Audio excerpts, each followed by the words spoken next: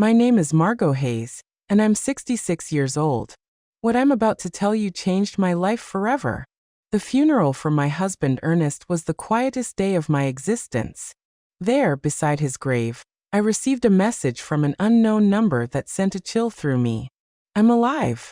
That's not me in the casket, I replied, my hands trembling. Who are you? The response took my breath away. I can't say. They're watching. Don't trust our sons. That moment tore my soul in two. My world crumbled when I saw Charles and Henry, my own sons, standing by the casket with strangely calm expressions. Something was wrong. Their tears seemed forced, their hugs as cold as ice. For 42 years, Ernest had been my partner, my refuge, my reason for living. I met him when I was 24 in the small town of Spring Creek. We grew up on the same dusty back roads, sharing modest dreams. I cleaned houses to support my sick mother, while Ernest repaired bicycles in a small shop he inherited from his father. We were poor, but we were happy. We had something money couldn't buy, real love. I remember the first time he spoke to me. It was a Tuesday morning. I was walking toward the market in my faded green dress and worn-out shoes. He stepped out of his shop with grease-stained hands and smiled at me with a shyness that made me fall in love with him instantly. "Good morning, Margot," he said in a soft voice. "Need me to check out your bike?" I didn't own a bike, but I came up with an excuse just to talk to him. That conversation turned into dates under the big old oak tree in town's square park, then into promises of eternal love, and finally into a simple wedding full of hope. The first few years were hard. We lived in a 2-bedroom house with a tin roof. When it rained, we'd set out pots all over the house to catch the leaks, but we were happy. Ernest worked from sunup to sundown in his shop, and I sewed clothes for the women in town. When Charles was born, I thought my heart would burst with happiness. He was a beautiful baby with his father's big eyes and my smile. 2 years later, Henry arrived just as perfect. I raised them with all the love in the world, sacrificing my own needs for theirs. Ernest was a wonderful father. He'd take them fishing in the river on Sundays, teach them to fix things with their hands, and tell them stories before bed. I fed them, dressed them, and comforted them when they cried. We were a close family, or so I believed. As they grew up, things started to change. Charles, the oldest, was always ambitious. From a young age, he'd ask why we lived so modestly, why we didn't have a car like other families. Henry followed his lead in everything, as he always had. When Charles turned 18, Ernest offered him a job at the shop, but he rejected it with contempt. "I don't want to get my hands dirty like you, Dad. I'm going to be someone important." Those words hurt Ernest deeply, though he never said it to me. I'd see him sitting on the porch at night, staring at the stars with a look of sadness. His son had rejected not only his work, but his entire way of life. The years passed, and to my surprise, Charles managed to make a name for himself in the business world. He got a job at a real estate company in the city. Henry followed soon after. They both started making money, far more than Ernest and I had ever seen. At first, I was so proud. My sons had achieved what we never could, escaping poverty and building a better life. But little by little, that joy turned into sadness. Visits became less frequent, and phone calls grew shorter. When they did come, they arrived in expensive cars, dressed in fancy suits, talking about investments and properties. They'd look at us with a strange mix of pity and shame. "Mom," Charles said to me during one of their sporadic visits, "you and Dad should move somewhere better. This house is falling apart." He was right. But that house held all our memories. It was where we'd raised our sons, where we'd shared thousands of meals, where we'd grown old together. It wasn't fancy, but it was our home. Ernest, always wise, would tell me, "Margot, money has changed our boys. We aren't enough for them anymore." I resisted believing it. I kept justifying their absences, their brief calls, their broken promises. They're busy building their lives. I'd tell myself someday they'll be the loving boys we raised again. But in my heart, I knew Ernest was right. We had lost our sons long before I lost my husband. I just didn't know to what extent we had become strangers to them. The most drastic change came when Charles married Jasmine Albright, a woman from the city who never hid her disdain for our simple lifestyle. The first time he brought her home, she arrived in high heels that sank into the dirt of our porch and an elegant red dress that looked more expensive than everything I had ever owned. "Nice to meet you," she said with a forced smile, barely extending the tips of her fingers to greet me. Her eyes scanned our humble home with an expression I couldn't decipher, but that made me feel small. During dinner, Jasmine barely touched the food I had prepared with so much love. She moved the meatloaf around on her plate and cut tiny pieces of chicken, but she ate almost nothing. Charles seemed nervous, constantly apologizing for things he had never been ashamed of before. "Next time we'll take them out to a restaurant," he whispered to Jasmine, thinking I couldn't hear, but I heard him. Every word pierced my heart like a knife. Henry, for his part, remained single but adopted the same distant attitude as his brother. His visits were limited to special occasions, and even then, he always seemed to be in a hurry to leave. He was constantly on his phone, closing deals, even during our conversations. "Mom, I have to go," he'd always say before it was time. "I have an important meeting early tomorrow." Family Sundays became a distant memory. Christmases grew cold and formal. My sons would bring expensive gifts we didn't need. They'd stay for 2 or 3 hours, and then leave with evident relief. Ernest and I grew old alone, comforting each other. He continued to work in his shop, though his hands no longer had the same strength. I continued with my sewing, but my eyes weren't the same. We made do with our small income, proud not to ask for anything from our successful sons. "Do you know what the saddest part is, Margot?" Ernest said to me one night as we drank coffee on the porch. "It's not that they have money. It's that the money has made them believe we aren't important anymore." He was right as always. My sons hadn't just changed financially. They had changed in their hearts. We were no longer their beloved parents. We were an uncomfortable reminder of a past they wanted to forget. Things got worse when Charles bought a $200,000 house in an exclusive neighborhood in the city. Henry did the same soon after, investing in a luxury condo that cost $150,000. Suddenly, our sons were owners of fortunes we couldn't even imagine. "You should sell this house and move into a retirement community," Jasmine suggested during one of her rare visits. "There are some very nice places for people your age. You'd be more comfortable." The word community hit me like a slap. A retirement community. After 40 years of building our home, after raising these sons with so much love, they wanted to send us to a home. "We don't need a home," Ernest replied with the dignity that always characterized him. "We're fine here in our house." But I saw the expression on Charles and Henry's faces. They supported Jasmine's idea. To them, we were a burden, a problem to be solved in the most convenient way. It was then that the more direct suggestions began. Charles arrived one day with papers in his hand, documents he had prepared without consulting us. "Dad, Mom," he said with that fake smile he had perfected, "I've been thinking about your future. This house is worth at most $1,000.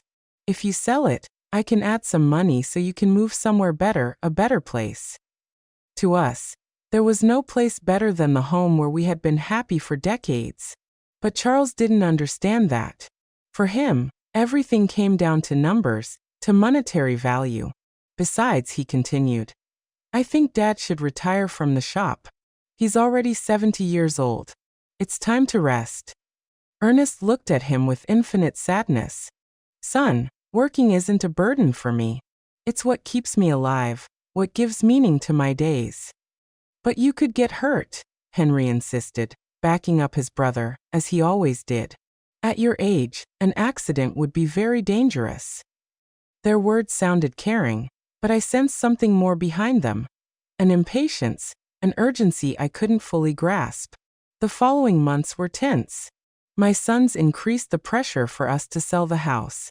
They brought real estate agents without telling us. They had it appraised without our permission. They even began to talk about what would be best for everyone. "Look," Charles said to us during one particularly uncomfortable dinner, Jasmine and I have decided to have kids soon. We'll need help with the expenses. If you sell the house and move to a smaller place, that money could be an early inheritance." An early inheritance? He was asking for our inheritance while we were still alive. The audacity of the request left me speechless. Ernest remained calm, but I saw his jaw tense. "Son, when your mother and I die, everything we have will be yours. But while we're alive, our decisions are our own." "Don't be stubborn," Henry cut in with a harshness I had never seen from him before. "You're old now. You can't keep living in the past." That night, after they left, Ernest and I stayed up talking until dawn. For the first time in our marriage, we discussed the possibility that our sons were not the people we thought we had raised. "Something's wrong, Margot," my husband said to me with a look of worry I had never seen in his eyes. "This isn't just ambition or impatience. There's something darker behind all this pressure." I had no idea how profoundly correct his words were. I couldn't imagine that my own sons were planning something that would change our lives forever. I didn't know that the tragedy that was coming wouldn't be an accident of fate, but a conspiracy carefully orchestrated by the two people I trusted most in the world. The last normal conversation I had with Charles was 3 weeks before Ernest's death. He came alone without Jasmine and looked more serious than usual. "Mom," he said, sitting at the kitchen table where he had eaten breakfast so many times as a boy, "I want you to know that no matter what happens, Henry and I will always take care of you." His words soothed me at the time, but now, remembering them beside Ernest's grave, they send a shiver down my spine. Why did he say no matter what happens? What did he know that I didn't? The accident that changed everything happened on a Tuesday morning. Ernest had left early for the shop, as he had done every day for more than 40 years. I was in the kitchen preparing his favorite lunch, meatloaf and mashed potatoes, when the phone rang with an urgency that sent a chill through me. "Mrs. Hayes," a voice I didn't know asked. "I'm calling from Memorial Hospital. Your husband has been in a serious accident. You need to come immediately." The words blurred in my mind like ink and water. The world stopped. My legs turned to jelly, and I had to grab the door frame to keep from falling. What happened? Is he okay? Is he alive? Is he in the ICU? "Ma'am, please come as soon as possible." The trip to the hospital was a hazy nightmare. My neighbor, Doris, had to drive me because I was shaking so much I couldn't even hold the keys. The whole way there, my mind refused to process what was happening. Ernest was careful, meticulous in his work. How could this have happened? When we got to the hospital, Charles and Henry were already there. That surprised me because no one had notified them yet. At least not me. But in my desperation, I didn't pay attention to that detail. "Mom," Charles said, hugging me with a force that seemed genuine, "Dad is in bad shape. The doctors say one of the machines at the shop exploded. He has severe burns and a traumatic brain injury." Henry's eyes were red, but something in his expression felt off. He seemed more nervous than sad, like someone waiting for important news rather than someone suffering for his father. "Can we see him?" I asked, desperate. "Only immediate family, one at a time, and for 5 minutes max," the nurse explained. When I entered that ICU room, my heart sank. Ernest was hooked up to a dozen machines with bandages covering most of his face and arms. I barely recognized him. His breathing was labored, artificial, kept going by machines that beeped constantly. I walked up to his bed and took his hand, the only part of his body that seemed intact. "Ernest, my love, I'm here. Everything is going to be all right. You're going to recover just like you always do." For a moment, I felt a slight squeeze in my hand. His eyes moved behind his closed lids. He was fighting. My warrior was fighting to get back to me. The next 3 days were the longest of my life. I practically lived at the hospital, sleeping in the uncomfortable chairs in the waiting room. Charles and Henry took turns accompanying me, but they always seemed more interested in talking to the doctors than in comforting their father. I overheard fragmented conversations that I couldn't fully understand at the time. Henry asked about medical insurance, about the cost of treatment. Charles was on the phone talking about life insurance policies and beneficiaries. Mom, Charles said to me on the second day, we reviewed Dad's insurance. He has a life insurance policy for $50,000. There's also a workers' comp policy that could cover up to $75,000 more. Why was he talking to me about money when Ernest was still fighting for his life? Why was he worried about insurance instead of his father's recovery? I don't care about the money, I responded harshly. I just want your dad to get better. Of course, Mom, he said, but I saw something in his eyes that I didn't like. A coldness, a calculator working while his father lay dying. On the third day, the doctors gave us the most devastating news of my life. Dr. Patterson, an older man with a compassionate expression, gathered us in a small office. Mrs. Hayes, he began softly, your husband's condition is critical. The burns have become infected, and the head trauma is more severe than we initially thought. We have to be realistic about his chances. What does that mean? I asked, though my heart already knew the answer. It means we need to prepare for the worst. Your husband is in an induced coma. We could keep him alive indefinitely, but his quality of life, well, it's highly unlikely he will ever regain consciousness. My world fell apart around me. 42 years of marriage, an entire life built together. And now they were telling me it was all fading away like smoke. We want to try everything, I said through sobs. No matter the cost, no matter how long it takes. But Charles exchanged a look with Henry that deeply unsettled me. Mom, Charles said in a voice that tried to sound understanding. We have to be practical. Dad wouldn't want to live like this. He always said he never wanted to be a burden on anyone. A burden? I exploded with a fury I didn't know I had. He's your father. He's not a burden. He's the man who raised you, who worked his whole life to give you the best he could. We know, Mom, Henry chimed in. But we also have to think about you. The medical bills are going to be enormous. They could wipe out all your savings. Again, money. Always money. My husband was dying, and they were calculating costs. That night, alone in the hospital room, I took Ernest's hand and spoke to him as if he could hear me. My love, I don't know what to do. The doctors say there's no hope, but I can't let you go. I can't imagine my life without you. It was then that something happened that still gives me goosebumps. His fingers moved slightly, squeezing mine with a force that was almost imperceptible. His lips moved as if he were trying to say something, but no sound came out. I called for the nurses, desperate. He's reacting. He's trying to talk. But by the time they arrived, Ernest had returned to his previous state. The nurse checked the monitors and shook her head. Sometimes there are involuntary muscle spasms, ma'am. It doesn't mean he's conscious. But I knew what I had felt. Ernest had tried to communicate with me. He had fought to tell me something important. 2 days later, in the early hours of Friday morning, the machine alarms went off. Lights flashed. Nurses rushed to Ernest's room. I was dozing in the hallway when the noise woke me up. No, no, no, I screamed, running toward the room.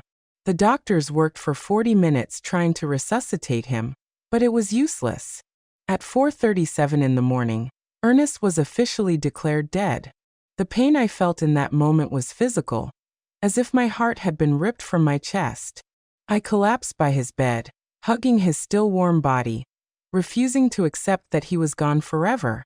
Charles and Henry arrived at the hospital an hour after their father's death. They seemed prepared, as if they had been expecting the call. They brought papers, documents, and phone numbers for funeral homes. We already talked to the Spring Creek Funeral Home, Charles said to me while I was still crying inconsolably. They can pick up the body this morning. We also contacted the insurance, Henry added. The claim process is already underway. How could they be so efficient, so organized, so cold just an hour after losing their father? Something was wrong. But my grief was so intense that I couldn't think clearly. The funeral was scheduled for the following Monday. Charles took care of all the arrangements without really consulting me. He chose the simplest casket, the shortest service, as if he wanted to get it all over with as quickly as possible. "It's what Dad would have wanted," he said when I complained about not being included in the decisions. "Something simple without a fuss." But Ernest deserved better than this indecent rush to bury him and forget. The day of the funeral arrived, cloudy and cold, as if the sky itself were crying for Ernest. I wore my only black dress, the same one I had worn for my mother's funeral years ago. My hands were shaking so much that Doris had to help me button the small buttons on the back. "Be strong, Margot," my dear friend whispered as she carefully combed my hair.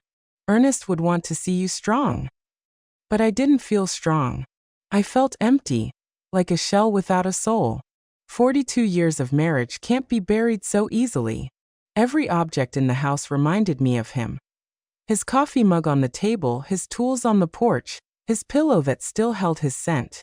When we got to the cemetery, I was surprised by how few people had attended.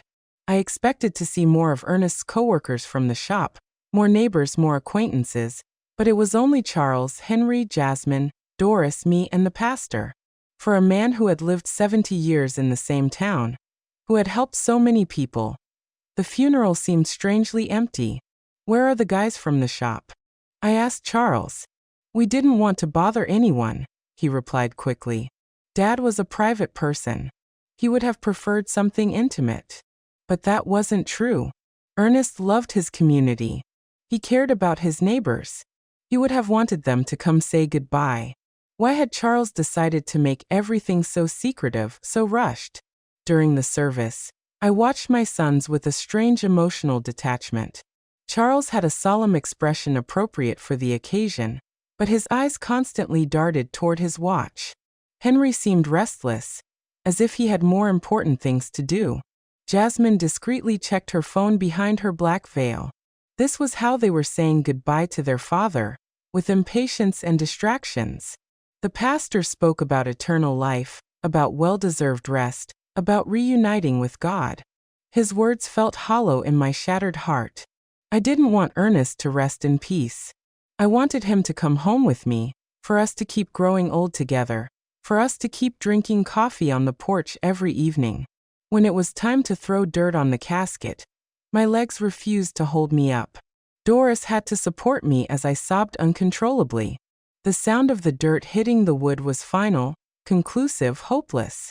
It was at that exact moment, standing by my husband's grave, that my phone vibrated. A text message from an unknown number. "I'm alive. That's not me in the casket." My heart stopped. The letters danced in front of my eyes as if I were hallucinating. I was losing my mind from the grief. With trembling hands, I replied, "Who are you?" The answer came immediately. "I can't say. They're watching. Don't trust our sons." The phone fell from my hands as if it were burning. Doris bent down to pick it up, but I stopped her abruptly. I couldn't let anyone else see those messages. Not until I understood what was happening. "Are you okay, Mom?" Charles asked, approaching with a worried expression. I stared at him, trying to find some clue on his face. His eyes seemed sincere, but now every gesture, every word, every expression felt suspicious. "I'm fine," I lied, putting the phone in my purse. "I just need to go home." On the way back, I couldn't get those messages out of my head. Was it possible that someone was playing a cruel joke at the worst moment of my life? Or was there really a possibility that Ernest was alive? But if he was alive, who had we buried? And if he wasn't alive, who knew enough details about our lives to write something so specific about our sons?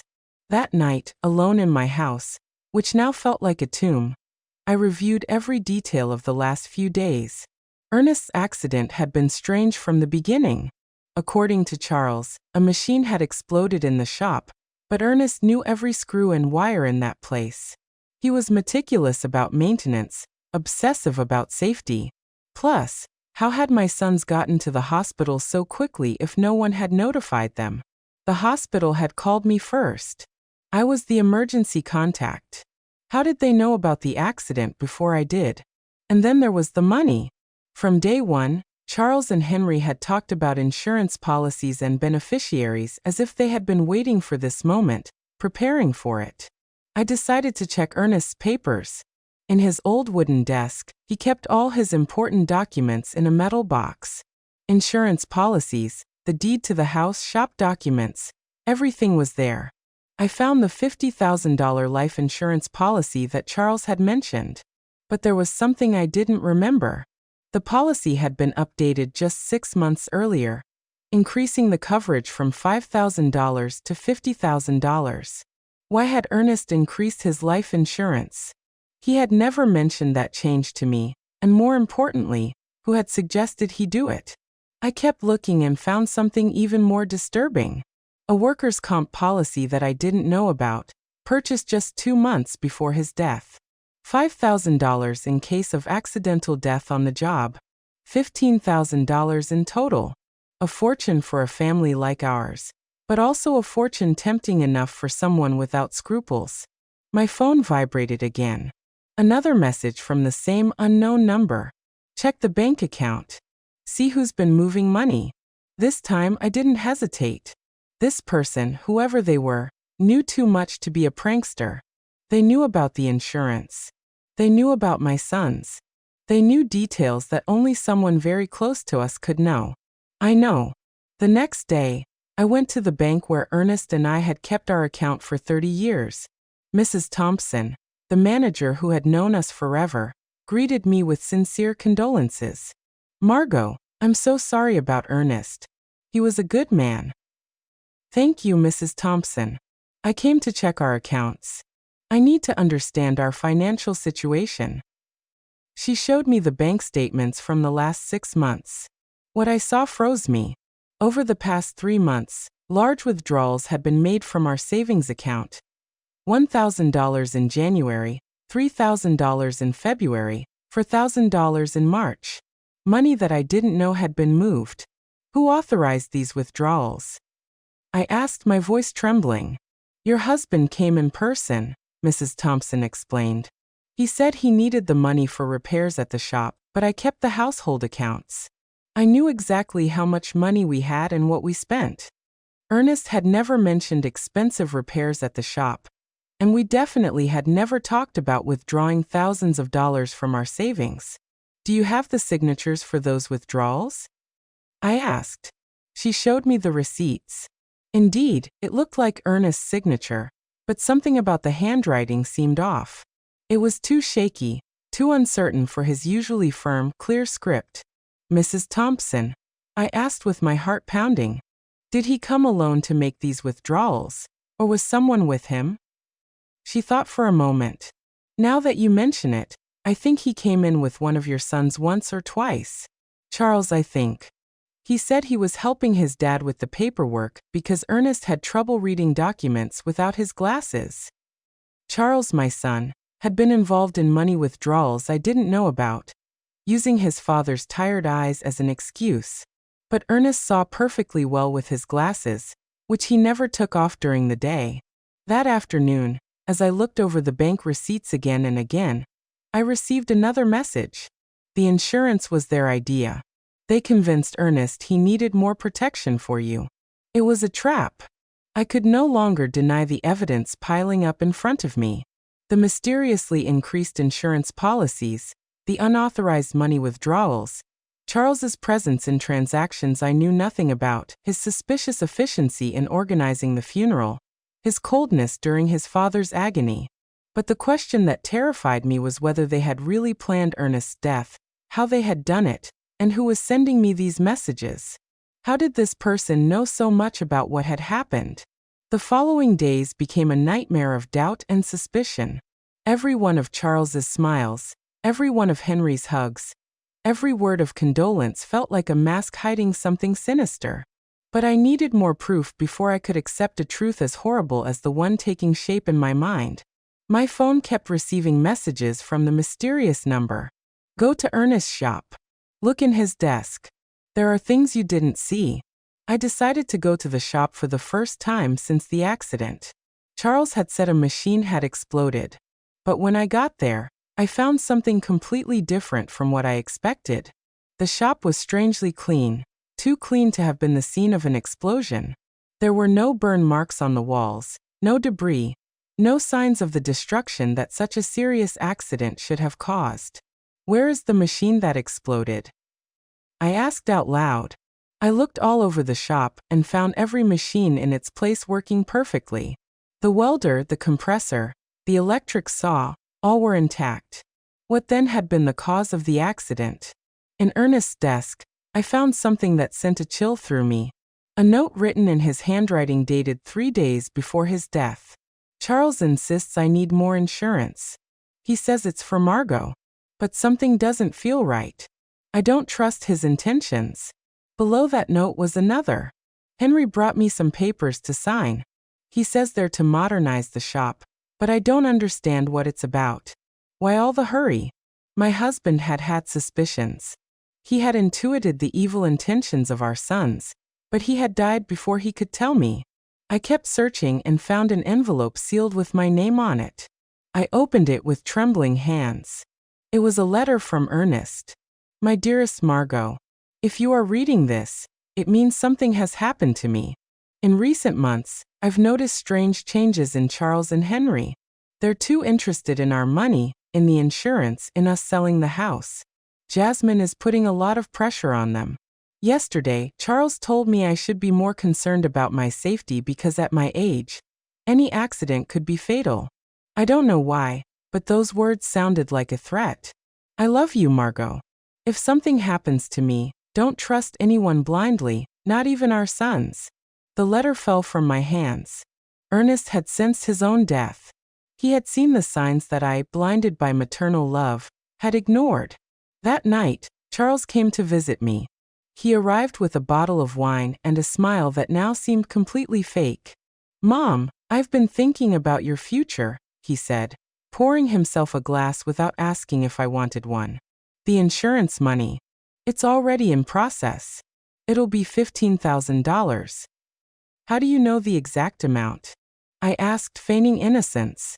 Well, I helped Dad with the insurance paperwork. He wanted to make sure you had enough money to live comfortably. A lie. Ernest had never wanted to increase the insurance. According to his own note, he had been pressured by Charles. And what do you think I should do with that money? I asked, carefully watching his reaction. His eyes lit up with a glint that gave me a chill. You could buy a smaller, cozier house, or even better, move into a nice retirement community where you'd have company and medical care. Henry and I could manage your money to make it go further. Manage my money? We just want to take care of you, Mom. At your age, it's easy to get scammed or make bad financial decisions. We know about investments, about business. We could triple that amount in a few years. Triple my money or make it disappear into their own pockets. Let me think about it, I said, trying to buy time. Of course, Jasmine said with her fake sweetness. But not too long. For your own good. After they left, I sat in my kitchen, shaking with rage and fear. My own sons, the blood of my blood, had not only murdered their father, but now they were planning to steal everything I had left.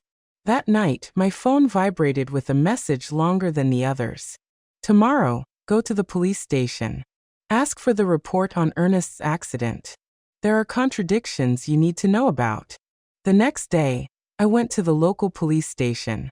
Sergeant O'Connell, who had known Ernest for years, greeted me kindly. The report on your husband's accident? He asked with a confused expression. What accident, Mrs. Hayes? From his shop. When the machine exploded.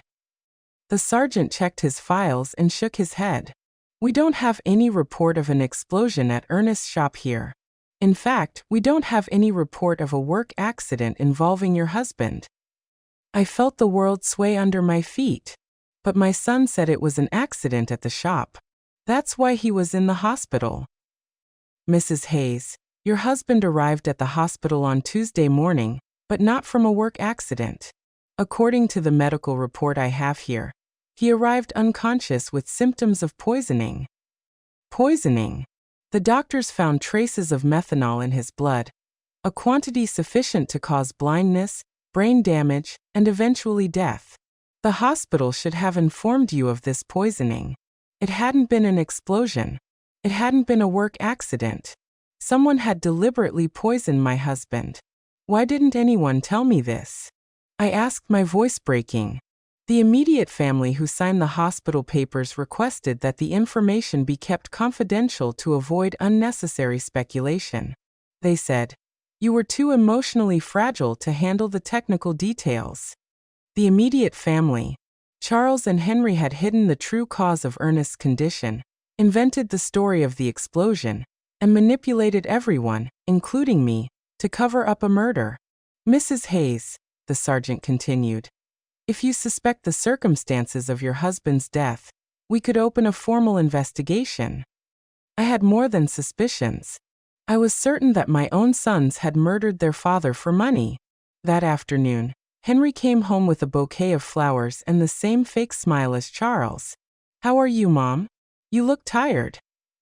"I'm fine," I lied, observing his every gesture from a new perspective. "I'm just thinking about the future." "That's good. Charles and I have been talking. We think you should sell the house soon while it's fresh on the real estate market." "Why the rush?" "Well, old houses lose value quickly and you need liquidity. Funeral expenses, pending medical bills." More lies. The funeral had been cheap, almost insultingly so, and there were no pending medical bills because the hospital insurance had covered them. "Henry," I said, looking him directly in the eyes, "you knew your dad didn't die from a work accident." For a fraction of a second, I saw panic in his expression, but he recovered quickly. "What are you talking about, Mom?" "I went to the police station. There's no report of an explosion at your dad's shop." This time, the panic was more evident. "Mom, you shouldn't be doing things like that. They'll confuse you. The grief is getting to you." "The grief is getting to me, or you've been lying to me." He got up abruptly, spilling the coffee I had poured for him. "I think you need to rest. We'll talk when you're calmer." He left quickly, but not before making a phone call from the porch, although I couldn't hear the words. The tone was urgent, worried. That night, I received the most revealing message yet. "They're coming together tomorrow. They're going to try to convince you that you're crazy, that grief is making you imagine things. Don't believe them, and don't take anything they offer you to eat or drink." The mysterious message's prediction came true exactly as it had warned. The next day, Charles and Henry arrived together at my house, accompanied by Jasmine. They had expressions of exaggerated concern, and a bag of pastries from the downtown bakery. "Mom, we're so worried about you," Charles began in a sugary voice. "The neighbors have told us you've been acting strange. Doris says you've been talking to yourself, that you aren't eating well." Doris had never said that. It was just another lie in their growing collection. "Jasmine brought your favorite pastries," Henry added, pointing to the bag. "And we made special coffee from that brand you like so much." I remembered the message's words. "Don't take anything they offer you to eat or drink." It was possible that they were planning to poison me, too, just as they had Ernest. "Thank you, but I already had breakfast," I said, keeping my distance. "But Mom," Jasmine insisted with a smile that didn't reach her eyes, "you need to eat properly. You've lost a lot of weight since Dad Ernest died." "I've fine," he repeated firmly. Charles exchanged a significant look with Henry. It was the same look they had shared at the hospital when the doctor gave us Ernest's prognosis. "Mom," Charles said, sitting closer to me, "we want to talk to you about something important." "My behavior?" "Yes. The strange questions you've been asking, the visits to the police station, that obsession with irrelevant details about Dad. It's normal after such a great loss, but it can be dangerous if it's not treated." Henry nodded gravely. "We spoke to Dr. Albright. He says it's common for older people to develop paranoia after losing a partner, especially women your age." Paranoia. They were accusing me of being crazy for uncovering their lies. "I am not paranoid," I said with all the firmness I could muster. "I'm just asking questions I should have asked from the beginning." "What questions?" Charles challenged me. "Like why there's no police report for your father's supposed accident. Like why the shop is perfectly clean if there was an explosion. Like why you withdrew $5,000 from our account without telling me anything. The silence that followed was deafening. The three of them exchanged looks of thinly disguised panic. Mom, Henry finally said, those things have simple explanations. Dad withdrew that money for repairs he wanted to do in secret as a surprise for you. What surprise? He wanted to remodel the house, Charles lied. He had hired some workers to fix the roof and paint the walls. He wanted it to be a surprise for your birthday. If that were true, where were the workers? Where were the materials? Why did no one in town know about this supposed remodeling? And about the police report, Charles continued. Not all work accidents require a report, especially when they happen on private property. More lies. Sergeant O'Connell had been very clear. Any work accident with serious injuries requires an official report. Mom, Jasmine intervened with a sweet but condescending voice. We just want to take care of you. That's why we thought it would be best if you moved to a place with specialized medical attention. A home. A specialized care home, Charles corrected, for people who are going through complicated grief. They have psychologists, nurses, activities to keep you busy. And in the meantime, Henry added, we can take care of selling the house, managing the insurance money, all those complicated things you shouldn't have to handle in your current state. There it was, the complete plan. Declare me mentally incompetent, put me in a home, and take control of all my money. First, they had murdered Ernest for the insurance money, and now they wanted to steal from me, too. And what if I refuse? I asked them. Why would you refuse? Charles asked with a smile that sent a chill through me. We just want what's best for you. Because this is my house. This is where I built my life with Ernest. This is where I raised you. Mom, Henry said with an exaggerated sigh.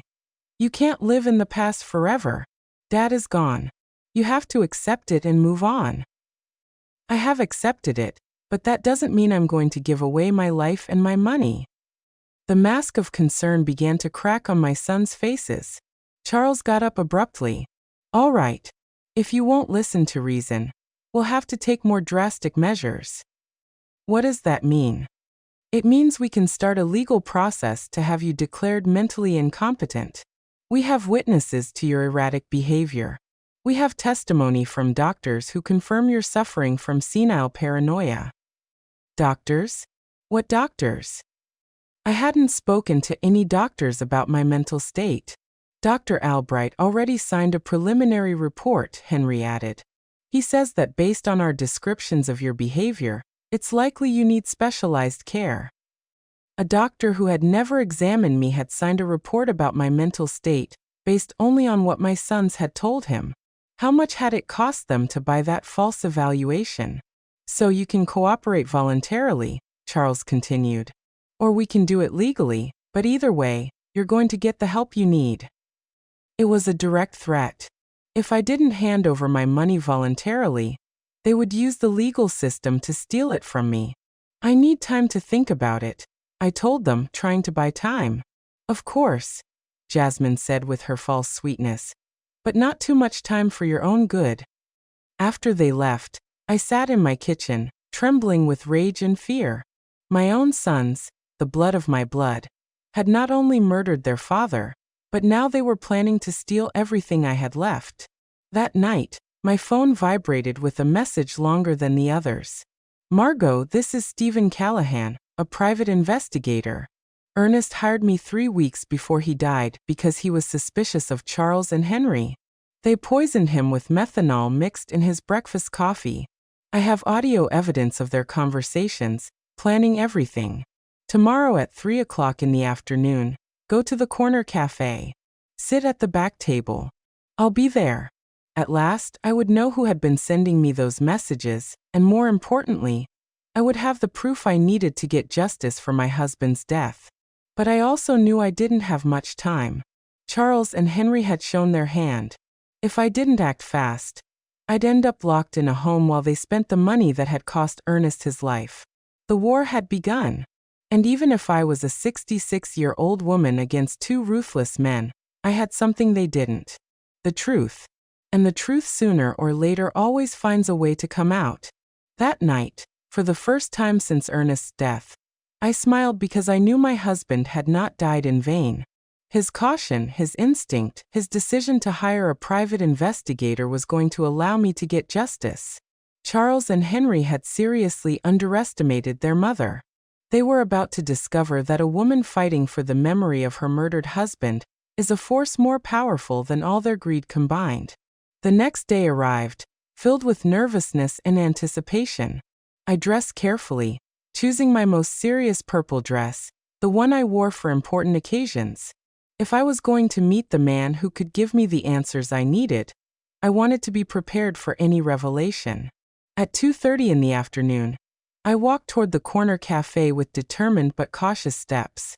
Every shadow looked suspicious. Every person on the street could be a spy sent by my sons. The paranoia they had accused me of having was starting to feel justified. The cafe was moderately full. I went straight to the back table as I had been instructed. I ordered a chamomile tea and waited, my hands trembling slightly on the worn wooden table. Exactly at 3 on the dot, a man in his 50s approached my table. He was tall and gray-haired with intelligent eyes and a serious, but kind expression. He was carrying a brown folder under his arm. "Mrs. Hayes?" he asked in a low voice. I nodded, not yet trusting my voice. "I'm Stephen Callahan. I'm so sorry for your loss. Ernest was a good man." He sat down across from me and placed the folder on the table. "Before I show you what I have, I need you to know that what you're about to hear and see is going to be very painful. Are you ready?"